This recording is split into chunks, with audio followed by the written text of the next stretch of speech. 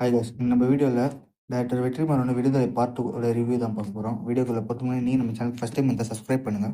கூடவே bell icon click பண்ணுங்கள். அப்போ தான் நான் போகிற வீடியோஸ்லாம் உங்களுக்கு ஆன் டைம் நோட்டிஃபிகேஷன் ஆகும். சரி, வாங்க வீடியோ ஸ்டார்ட் பண்ணலாம். ஃபஸ்ட்டு இந்த படத்தோட கதை என்னென்னா, விடுதலை பார்ட் 1 பார்த்தீங்கன்னா பெருமாள் வாத்தியார் பிடிச்சிருவாங்க. அதுக்கப்புறம் கோர்ட்டுக்கு காட்டு வழியாக தான் கூட்டிகிட்டு போகிறாங்க. கோர்ட்டுக்கு கூட்டிகிட்டு போகிற வழியில் என்னென்னலாம் நடக்குதுன்னு இந்த படத்தோட கதை. படத்தோட பாசிட்டிவ் என்னன்னு பார்த்துருவோம். ஃபர்ஸ்ட் பாசிட்டிவ் என்னன்னா, இந்த படத்தோட டைரக்டர் வெற்றிமாறன் இந்த படத்தை செதுக்கி இருந்தாருன்னு சொல்லணும். ஒரு சீனையும் ஒரு ஃப்ரேமையும் பார்த்து செதுக்கி இருக்காரு. அந்த படத்தோட அவுட்புட் சூப்பரா வந்திருக்கு மக்களே.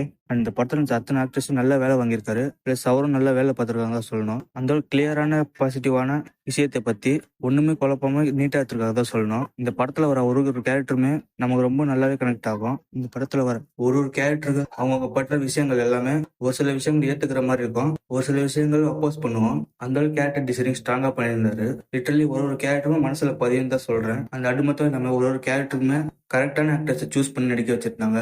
விஜய் சேதுபதிலாம் பிச்சு உதட்டாரு இந்த கேரக்டர்ல. அவர் தவிர இந்த கேரக்டர்ல யாரும் நடிக்க முடியாதுங்கிறத அவர் திரும்பி ஒரு வாட்டி ப்ரூவ் பண்றதா சொல்லணும். அண்ட் வழக்கப்போல சூரியன் இந்த படத்துல ரொம்ப நல்லாவே நடிச்சிருந்தாரு. கொட்டுக்காளி படம் மூலமா நிறைய விமர்சனத்துக்கு ஆளானாரு. நெகட்டிவ் ரிவ்யூஸ் நிறைய வந்தது. அந்த வகையில் இந்த படம் நல்லா கம்பேக் அமையும்னு சொல்றேன். அண்ட் மஞ்சு வாரியரும் கிஷோர் ரொம்ப நல்லாவே நடிச்சிருந்தாங்க. கிஷோரை பத்தி சொல்லணும்னா, இதுக்கு முன்னாடி கிஷோர் கேரக்டர்ல பிரகாஷ் ராஜ் நடிக்க வேண்டியது. பிரகாஷ் ராஜ் சார் கண்ணாபிரேஷனுக்கு போனதுனால அவருக்கு பதிலாக கிஷோர் இந்த கேரக்டர் நடிக்க வச்சிருந்தாங்க. அவரும் இந்த கேரக்டர் ரொம்ப நல்லாவே நடிச்சு கொடுத்துருந்தாரு. அண்ட் படத்தோட மேக்கிங் வந்து விஷுவல்ஸ் எல்லாம் வெல் காஸ்ட் தான் சொல்லணும். முடிஞ்சாலும் இந்த படத்தை போய் தியேட்டர்ல பார்க்கறது நல்லது. நெட்ல அவரான் வெயிட் பண்ணியிருந்தா வேலைக்கே ஆகாது. அப்பாவான இந்த வருஷத்துல வந்து தியேட்டர் மெட்டீரியல் படம்னு சொல்லாங்க. சினிமாட்டோகிராஃபி எல்லாம் நல்லா குவாலிட்டியா பிரசென்ட் பண்ணியிருந்தாங்க. அண்ட் இளையராஜா சாரோட மியூசிக் வந்து இந்த படத்துக்கு பேக் பண்ணு சொல்லலாம். சாங்ஸும் கேட்க ரொம்ப நல்லாவே இருந்துச்சு. அண்ட் படத்துல பிளேஸ் பண்ண விதம் ரொம்ப நல்லாவே இருந்துச்சு சாங்ஸ் எல்லாம். அண்ட் படத்தோட டியூரேஷன் பொறுத்த வரைக்கும் 2.25 மணி நேரம் கிட்ட ஓடுது. எனக்கு பெருசா போர் அடிச்ச மாதிரி ஃபீலே கொடுக்கல. மேபி மற்றவங்களுக்கு எப்படின்னு தெரியாது, ஆனா எனக்கு இந்த படம் ரொம்ப நல்ல ஒர்க் ஆச்சு.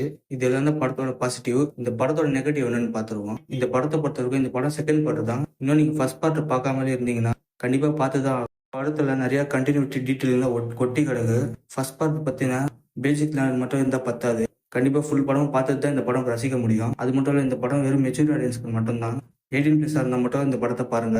அது கீழே உள்ளவங்க யாரும் பார்க்கவே கூடாது. அவ்வளோ வைலன்ஸ் நடந்திருக்கும். அது மட்டும் நியூட் சீன்ஸ்லாம் இருக்குது.